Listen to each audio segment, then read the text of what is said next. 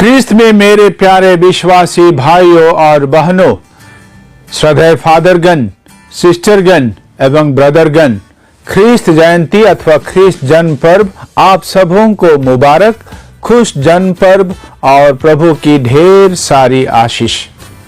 यह तो सहज अनुमान की बात है कि आप सभी इन दिनों जन्म पर्व की तैयारी में बहुत ही व्यस्त हैं। यह तैयारी बहुत प्रकार की होगी।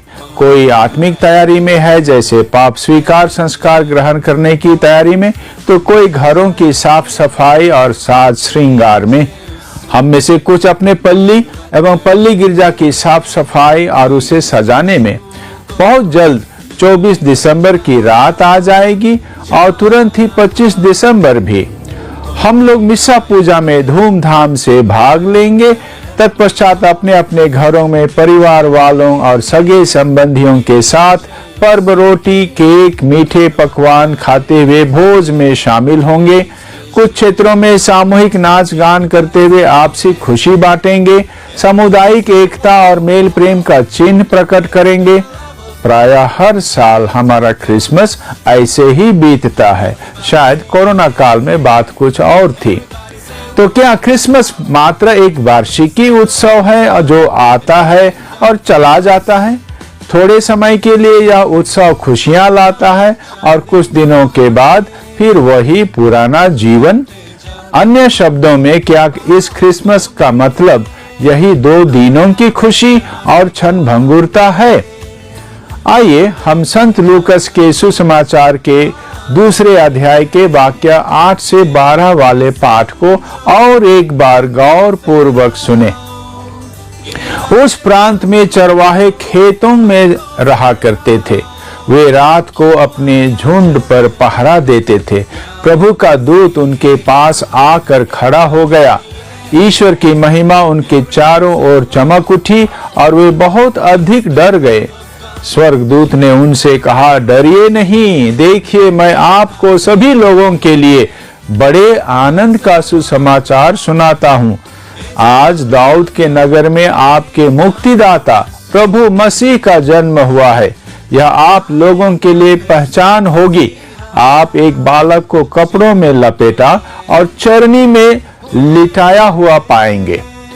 उन चरवाहों के लिए तो सचमुच बहुत ही सुखद समाचार रहा होगा।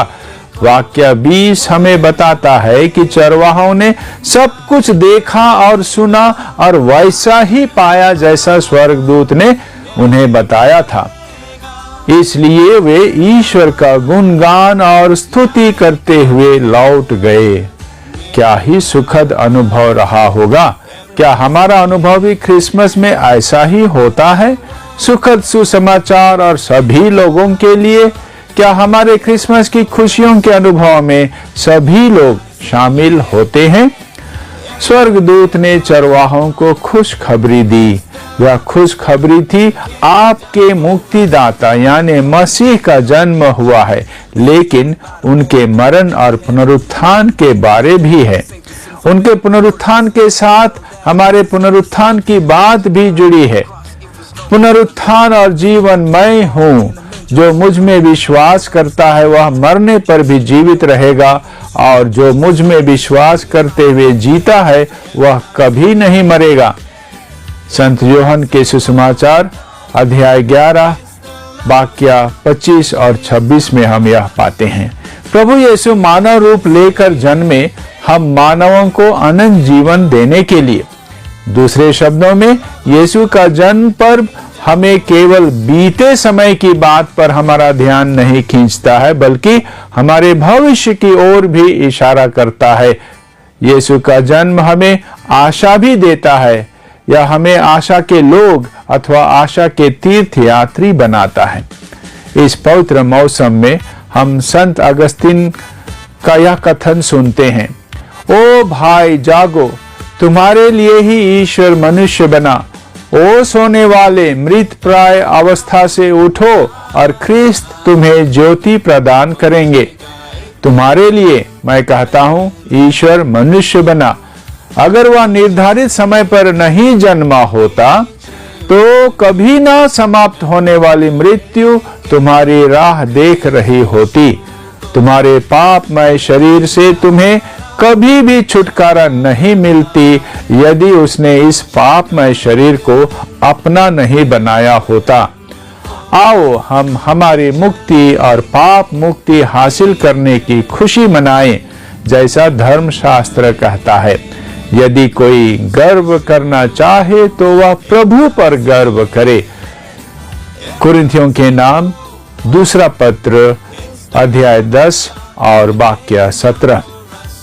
इसलिए जन्म पर्व केवल 2000 वर्षों पहले की घटना को याद करने की बात नहीं है। केवल बीते हुए घटना पर खुशी मनाने की प्रथा ही जन्म पर्व नहीं है। आज यानी वर्तमान की ओर भी हमारा ध्यान खींचता है और हमें याद भी दिलाता है कि हमें भविष्य के लिए तैयार होना है। जन्म पर्व हमें अनंत जीवन की आशा दिलाता है। अतः इस महापर्व को मनाते हुए हमें अपने जीवन को उस प्रतिज्ञात अनंत जीवन के लायक जीने की कोशिश करना है और हमें औरों को भी अनंत जीवन की आशा के बारे में बताना है। स्वर्गदूत ने चरवाहों से कहा था, सभी लोगों के लिए बड़े आनंद का सुसमाचार सुनाता हूँ। थोड़े शब्दों में जन्म पर्व हमें और भी परिपक्व विश्वासी बनने की ओर बुलाता है और यीशु के वचन पर विश्वास करते हुए अन्य लोग भी अनंत जीवन का लाभ उठा सकें, इस मिशन की याद दिलाता है।